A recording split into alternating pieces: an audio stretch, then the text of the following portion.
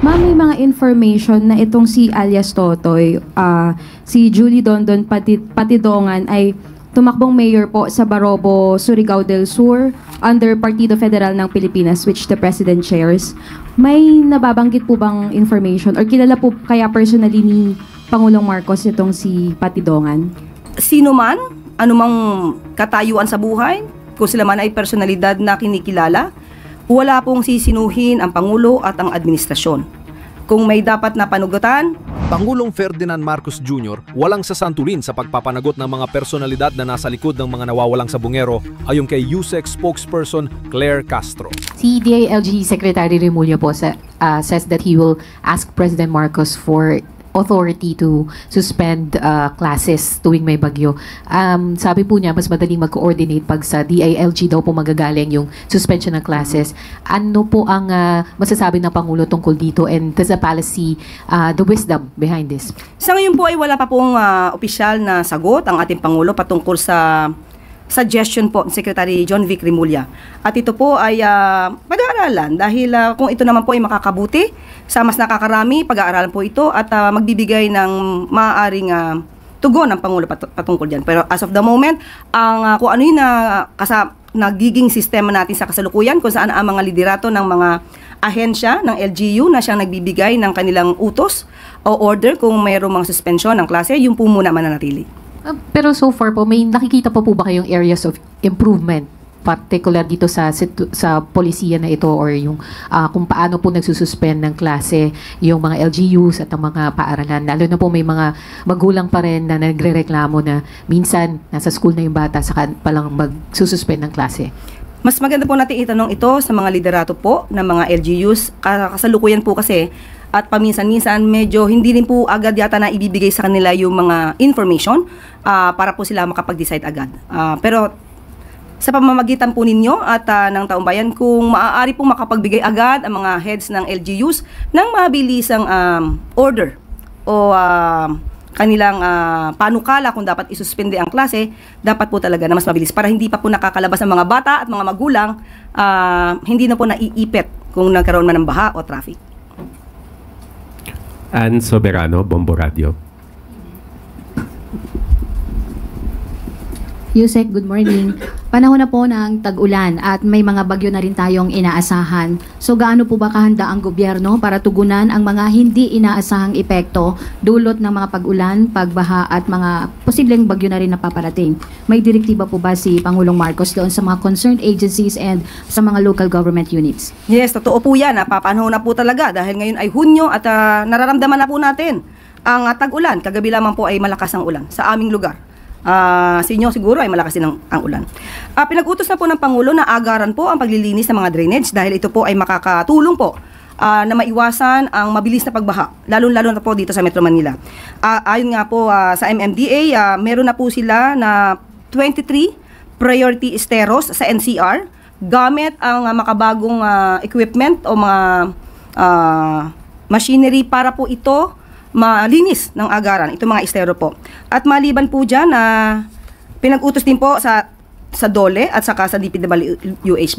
Bakit po? Dahil po, maaasahan po natin yung mga tupad beneficiaries na tumulong sa paglilinis ng ating mga estero. At para naman po sa MMR, or rather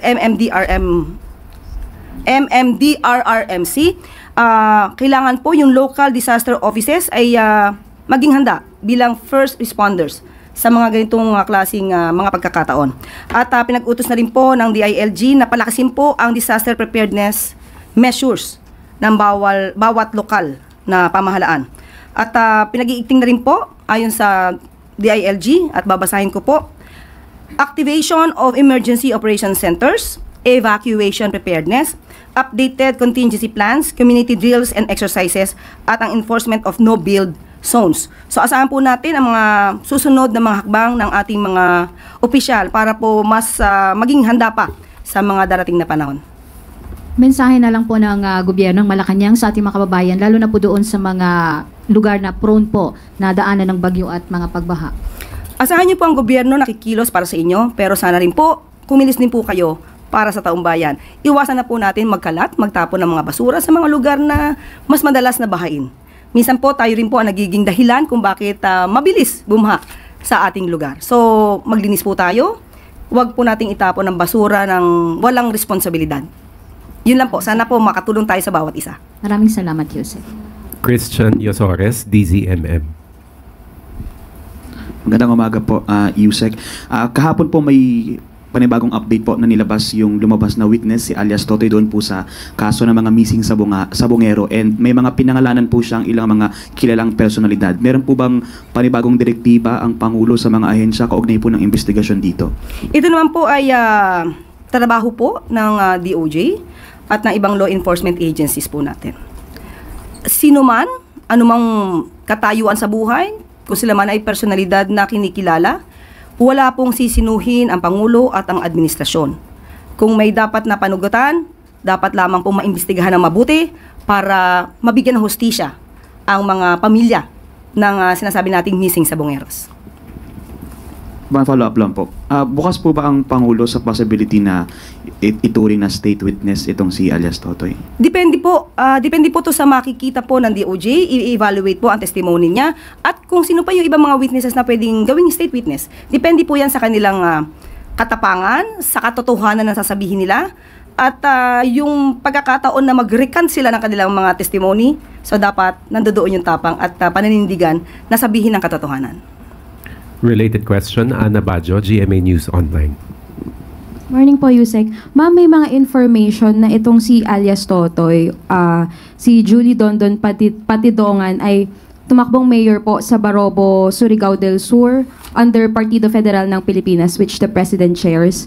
May nababanggit po bang information or kilala po kaya personally ni Pangulong Marcos itong si Patidongan? Sa ngayon po, wala pa pong nakakarating sa atin patungkol sa ganyang issue. Hindi bali po, ipaparating po natin sa Pangulo para po maging aware din po siya. Thank you, ma'am.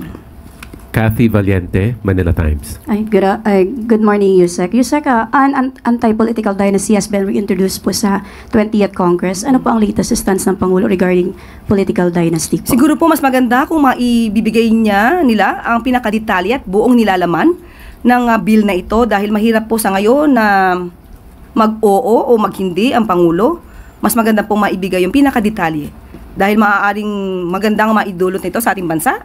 At tingnan po natin, basta po ang Pangulo naman ay para sa bansa at para sa mga leader din naman, mga official na gusto rin naman maglingkod. So dapat balanse ang lahat. Pero ma'am, will he support such a law given na the President himself comes from a political family po? Titingnan po natin. Hindi nga po natin agad masasabi kung magsusuporta ba siya o hindi siya magsusuporta. Depende po sa nilalaman ng bill mismo.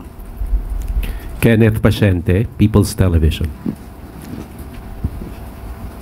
Hi ma'am, good morning. Ma'am, naghain po ng panukalang batas si Senator Ping Lacson na layong i-regulate po yung paggamit ng internet ng mga minors dahil sabi po niya batay sa pag-aaral ay posible po itong magresulta sa mental health issues. Ano po yung pananaw dito ng palasyo po? Muli, kung ano yung makakabuti sa ating mga kababayan, lalong-lalo na sa mga kabataan. Kung ito po talaga ay magkakos ng mental health issues, sususugan din po ng Pangulo yan at makakakuha siya ng suporta. Basta po ito ay para sa taong bayan at lalong-lalo na para sa kabataan. Leth Narciso, DZRH.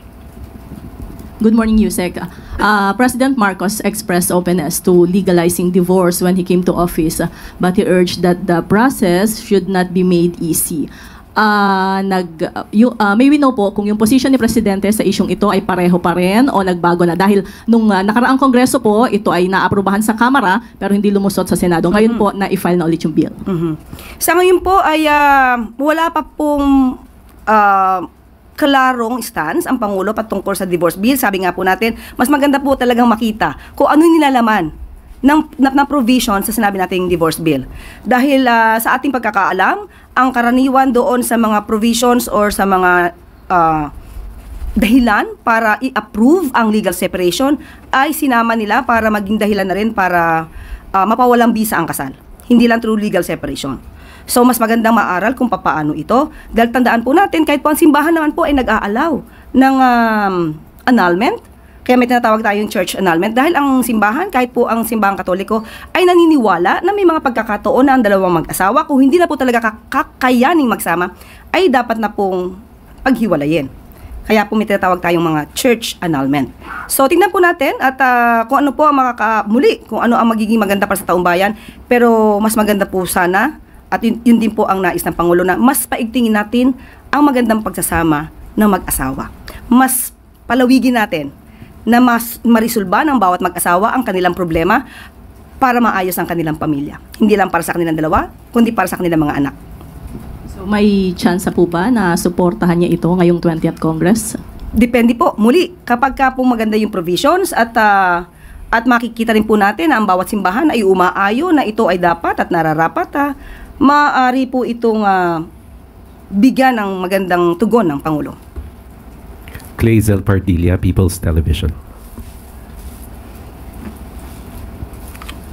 Good morning po, Yusek. 20 pesos a kilo of rice is now available to more areas. However po, farmers worry that it could affect traders' buying price of palay at i-justify po ng mga traders yung pamamarat. How will the government respond to this at warning po sa mga traders na magta-take advantage sa mga magsasaka? Salamat po. Yan po ang ginagawa yatang dahilan para ng mga traders para bumili na mas mura na palay mula sa mga farmers. Yan po ay walang katotohanan ayon sa DA dahil mas bumibili sila ng marami at bumibili sila na mas marami na palay na hindi makakaapekto sa presyo pagbili ng NFA sa mga farmers.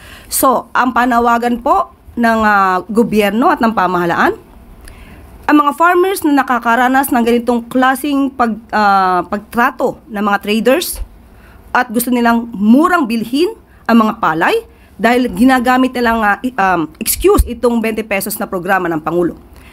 Sabihin lamang po sa amin, sa DA, sa DILG, sa DOJ, at kami po ang magdidemanda sa mga traders na umaabuso. Muli, sa mga farmers natin, sa mga magsasaka natin, huwag po kayong matakot. Basta lamang kumpletuhin nyo ang inyong mga ebidensya hanggat maaari para po ito ay maging dahilan sa amin para sila ay habulin at idemanda. Maaari po kasi ito maging kaso ng economic sabotage. Kaya wag po kayong mag-atubili na magsumbong sa amin. Finally, Ivan Mayrina, GMA Integrated News. Yusek, base sa inilabas na country classifications ng World Bank na nanatili ang Pilipinas sa kategoryang lower middle income. Ito'y sa kabila ng target na maging upper middle income ang Pilipinas ngayong taong ito. What does the palace have to say about this at ano kaya ang naging pagkukulang at bakit ganito naging resulta? Okay, inaamin po natin sa ngayon ay hindi pa po natin natutulay ang papunta sa upper middle income status. Pero maganda naman po ang nagiging progreso ng ekonomiya dahil sa gumagandang gross national income per capita simula 2024. Pero muli, pag-iibayuhin pa rin po ng pamahalaan para po kung ano man ang ating ninanais ng Pangulo para po sa ating ekonomiya at para sa taong bayan, pipilitin po natin itong maabot. Kahit po siguro mayroon pang mga kondisyon globally sa mga nangyayari ngayon, dodoblehin pa rin po ang pagsisikap ng pamahalaan para po mas maabot natin ang ninanais na maitawid natin ito sa pagiging upper middle income status. Meron po bang gagawing tweaks ang gobyerno sa mga plans and programs to prop up the economy? And is the Marcos administration still confident that we can realistically achieve this goal within its term? Yes. Lagi pong positibo ang Pangulo, pati ang economic team, pati ang buong administrasyon. So, kakayanin natin yan. Yung tweaks po, if any, what can you tell us about what the government aims to do to achieve this? Kakusapin po natin, in particular, economic team, para po mabigay natin sa inyo ang detalye patungkol dyan. Sorry ma'am, idadagdag ko lang, related naman doon sa tanong ni Pia, tungkol sa pagsususpindi ng klase. Sa isang banda, of course, nais po ng mga lokal na pamahalaan na maging ligtas sa mga mag-aaral. Pero sa kabilang banda, meron ho tayong education crisis and sometimes you get concerns na bakit maya't-maya naman walang pasok, konting ulan, walang pasok, mainit, walang pasok. At one day out of school is one day less of learning. So paano ho kaya dapat balansehin ang pagsususpindi ng klase? Okay, siguro pag-uusapan ito dahil minsan ang klima, ang typhoon ay hindi natin talaga ito na pre-predict basta-basta. Siguro dapat makausap din natin ang DepEd kung if ever magkakaroon ng no classes, magkaroon din muli ng online classes on that particular day. Maganda pong magiging suggestion yun. Salamat. That was the final question. Thank you, MPC. Yusek Claire.